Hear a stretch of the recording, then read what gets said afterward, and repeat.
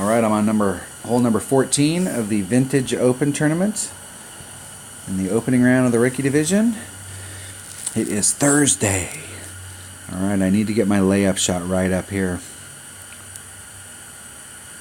The last time I came here, everything was right and I hit it great, and I ended up right on the line that comes through here, and I break it into quadrants, and this is the quadrant you want to be in. I was right on this line, and that it makes a huge difference if you're in the middle of this quadrant or if you're on this line where you're going to approach this. So if you're in the middle of this quadrant, you're coming over here, you're doing a bounce over here and a bounce over with your big dog, and it is a half a backs. Is this the right one? Big dog 2.1, one backspin. So it's a one backspin shot, and it's super simple. But if you end up out in these other areas, then you have to come out a little bit different. And where I was at was even worse because it was further back this direction. And that means that I got into this angle along the line here. So I had to put curl, and I ended up in the rough and missed that shot. I tried to do a rough bump and ended up too far, putting on too much curl. So this time I need to get my drive shot right, so that, I like this hole. I've played this hole tons of times, and I played it with lower level balls than a Titan, and it's the same shot. So I'm going to take bag number 3. It gets me my utility stuff. The only 2 clubs I should need is an extra mile and a big dog.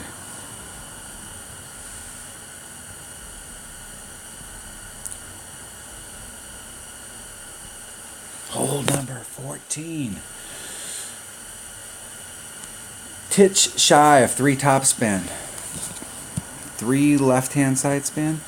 I'm going to probably do a little more.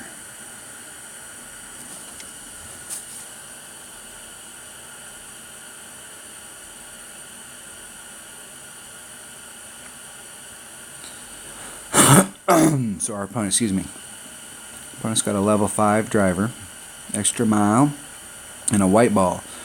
So this drive shot's not hard with a white ball. It's not the drive shot. It's the second shot that's the hard shot. So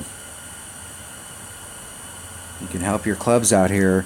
If you find yourself in spots and people are making those shots and you're like, oh, I don't have high enough level clubs, that may be true that your clubs are lower level than theirs, but you can augment your clubs by bringing better balls. So that's why you want to save, you try and use your Marlins and your Navigators and a few Quasars during the week. Okay, no more than 3 top spin. Okay, 2.5. 2, 3. So we're just a titch over a ring. It's 2.1 per ring. Put curl on it to bring it back into the fairway. Hitting it perfect. Just trying to get it to right up there into that front quadrant, as close to the rough up there as we can get. This rough up here is more important than the front rough. But where I'm at right now is my normal between 350 and 360, right there in the middle.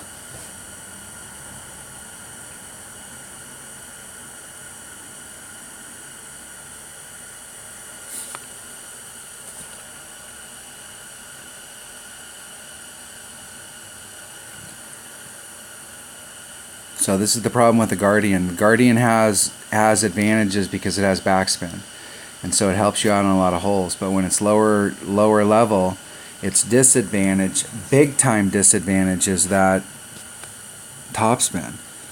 So it has more distance, it has good distance and stuff, but that no topspin deal, or 1 bar of topspin, even when it's higher developed, it's only got 2.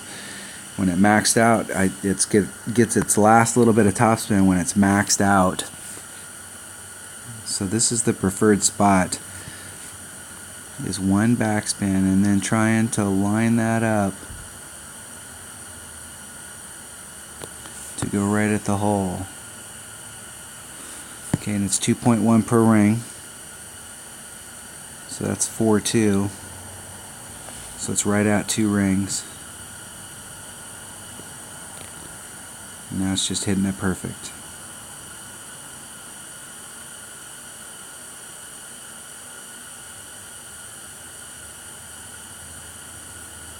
Oh, I hit it great to the right. Oh.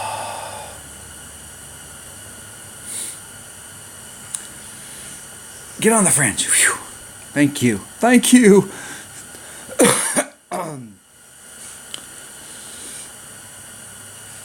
Tight. I'm just go back and watch and see where the landing zone was on that. It seemed like I was far enough up in there that I shouldn't have been able to hit it great and end up, although that is a very inaccurate club, that's why it's 2.1, and it doesn't hit as far as your extra mile, and it's not very accurate. So hitting it great to the left or the right can make a big difference.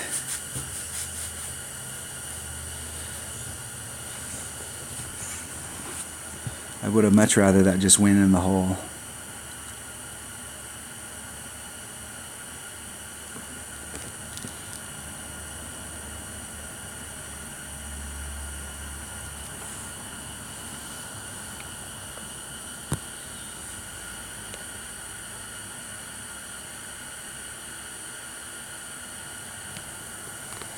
Let's see if this fairway's flat.